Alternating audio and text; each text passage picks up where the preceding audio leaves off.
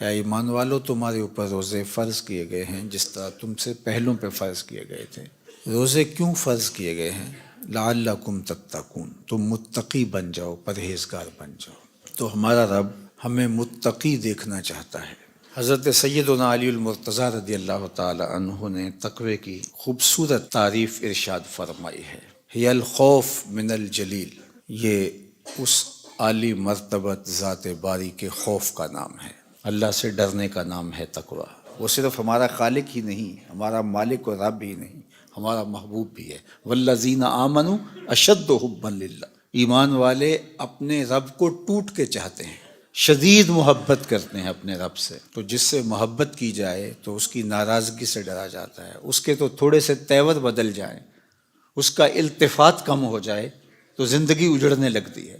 تو اللہ کا خوف بیں معنی کہ اس کی ناراضگی سے ڈرا جائے۔ اور دوسری بات ارشاد فرمائی والعمل بالتنزیل، اور اترنے والی پاکیزہ کتاب قرآن مجید پہ عمل کرنے کا نام تقوی ہے۔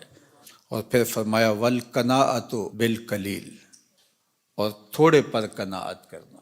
اللہ اگر زیادہ عطا فرما دے تو اس پہ شکر کرنا چاہیے، اور شکر کرنے سے نعمت فزوں تر ہوتی ہے، نعمتیں بڑھ جاتی ہیں۔ لیکن اگر اللہ زیادہ عطا نہیں فرماتا تو وہ خوب جانتا ہے کہ میں نے اپنے بندے کو کس جگہ رکھنا ہے، تو بندہ اس پہ راضی رہے کہ میرے مالک میں اس پہ راضی ہوں جس جگہ تو مجھے رکھنا چاہتا، تو اس کو قناعت کہتے ہیں۔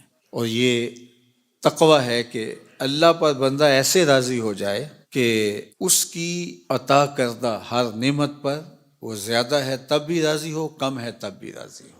تو جب اللہ پر یقین پختہ ہو جاتا ہے تو پھر اس کی تقسیم پہ بھی بندہ راضی ہوتا ہے۔ اور جس کو صبر کی دولت نصیب ہو گئی اس کی زندگی سوکھی ہو گئی، اور جس کے پاس صبر کی دولت نہیں ہے، قناعت کی دولت نہیں ہے، وہ کھرب پتی بھی بن جائے نفس کی کمینگی ختم نہیں ہوتی، چونکہ بریک تو ہے ہی نہیں یہاں۔ جتنا بھی مال و دولت مل جائے اگر قناعت نہیں ہے تو پھر تو انسان کی پیاس اور بھوک ہی نہیں مٹتی، ختم ہی نہیں ہوتی خواہش۔ تو سیدنا علی المرتضیٰ رضی اللہ تعالی عنہ فرماتے ہیں کہ تقوی اللہ جل شانہ کی خشیت کا نام ہے۔ تقوی قرآن مجید پر عمل کی توفیق کا مل جانا ہے۔ تقوی اللہ کے دیے پر راضی ہو جانا ہے۔ چوتھی چیز جو تقوی کا جز آپ نے بیان فرمایا والاستعداد لیوم الرحیل، جو رحلت کا وقت ہے، دنیا سے جانے کا وقت ہے، اس کے لیے تیاری، یہ تقوی ہے۔ اگر ہمیں یہ چار چیزیں نصیب ہو گئیں تو سمجھو اللہ نے تقوی کا نور نصیب فرما دیا۔ اور یہ میرا اور آپ کا مقصود ہے۔ ہمیں جن نیکیوں کی ترغیب دی گئی ہے ان میں سے سب سے بڑی نیکی ہے کہ ہم تقوی اختیار کریں، اور ہمارا رب چاہتا ہے کہ ہم متقی بن جائیں۔ تقوی کی ایک اور تعریف بھی کی گئی ہے، اور وہ بہت خوبصورت تعریف ہے کہ تمہارا رب تمہیں جہاں دیکھنا چاہتا ہے تم وہاں پائے جاؤ، اور تمہارا رب جہاں تمہیں نہیں دیکھنا چاہتا تم وہاں نہ پائے جاؤ۔ تقوی اسے کہتے ہیں۔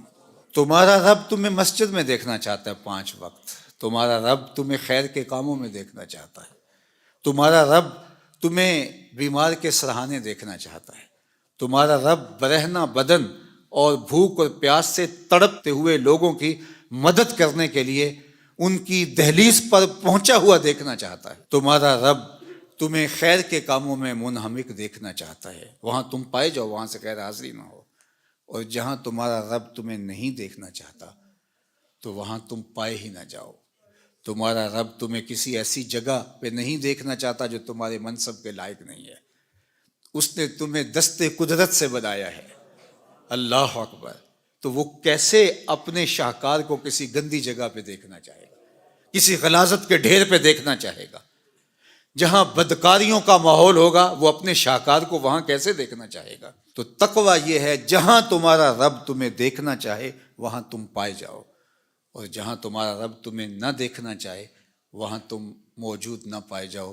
اگر یہ دولت حاصل ہوگی تو سمجھو اتقاء کا نور نصیب ہو گیا۔